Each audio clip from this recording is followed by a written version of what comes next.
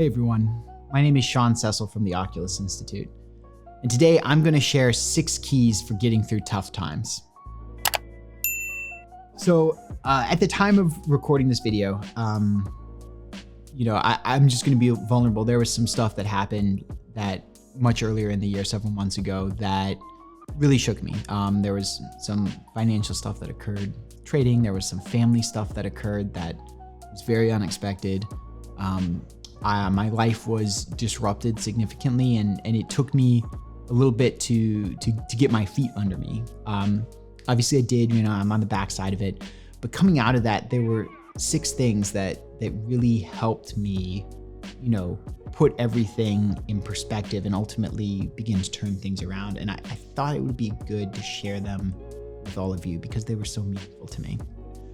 So the first key for getting through tough times is the discipline to stay in the moment, right? So discipline in and of itself is a good thing, right? It's important to be disciplined. It's important to keep to what you say, the commitments to yourself, the tasks that you need to do to change things. But the specific form of discipline that's most important is the discipline to be in the moment. People don't deal well with unpleasant situations, and so they will often space out. They will go into the past, they will go into the future, they will go into fantasy, but nothing is ever fixed from any of those places. The second key is strength. And strength here, I'm specifically talking about the strength to accept that you are responsible for the situation that has come to befall. I'm not saying that there are things that happen outside of our control. There are, right? I'm not saying that that's not true, right? But all of us, by the sum total of the decisions that we've made in our lives, have gotten us to where we are today, right? The fact that, we were in a place or a position or a situation where it was possible for something to happen is a result of the sum total of our decisions. And going really back to the root of the root of the root, unless you're talking about, like a child who hasn't had the opportunity to, actually start thinking about making decisions. Ultimately, right, the sum total of all our decisions is what led us to a particular situation. And the strength to accept that is, pretty big. Most people don't want to accept that. But it is only by accepting that and taking on that responsibility that one can actually realize that one has the power to change the situation, because the sum total of those decisions going forward will yield something completely different. It's like the butterfly effect.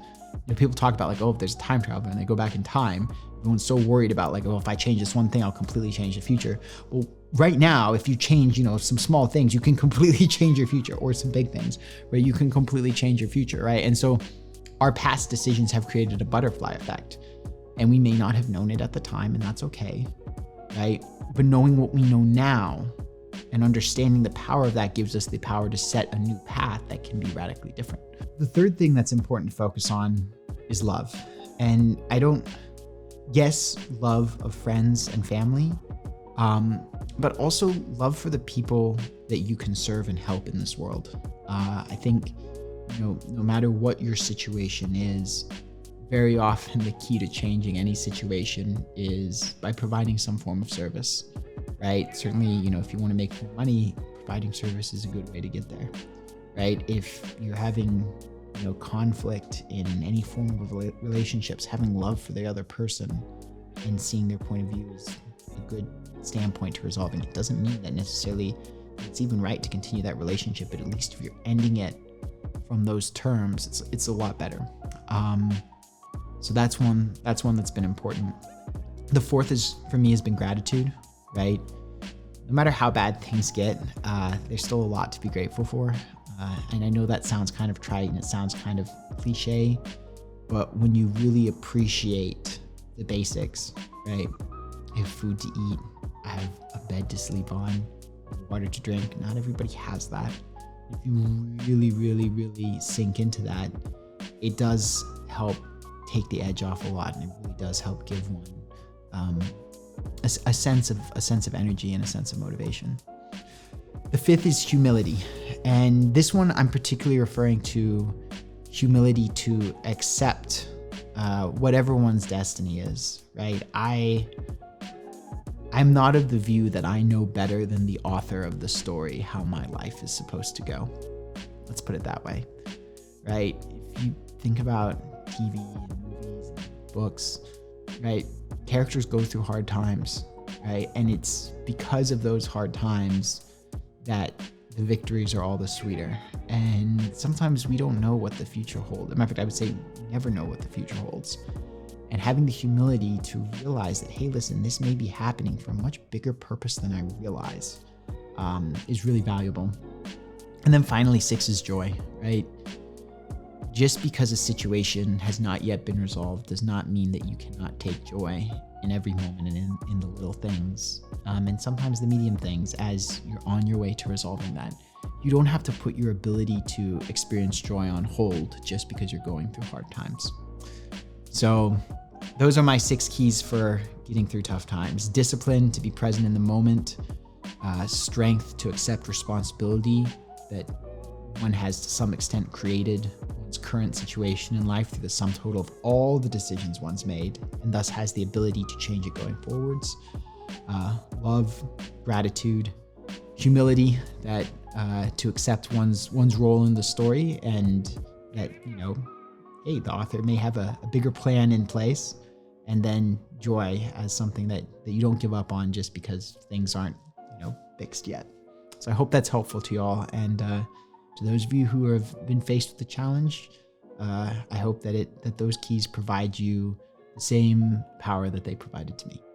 Hey everyone, I hope you enjoyed this video. If there's something that resonated with you, maybe a new connection that you made, or some information that shifted your perspective, if you found value here, then I want to give you one last gift. So I've put together a free diagnostic that I call a checkup with the career doctor. Short list of questions, and as you answer them, it's going to give you a readout of where you stand on the important metrics of career fulfillment, right? How happy are you with your job, and how good a fit is it, right? Financial success, which we all know, and then internal alignment, which is your level of inner peace and the inner resources that you have to bring to creating the life that you want.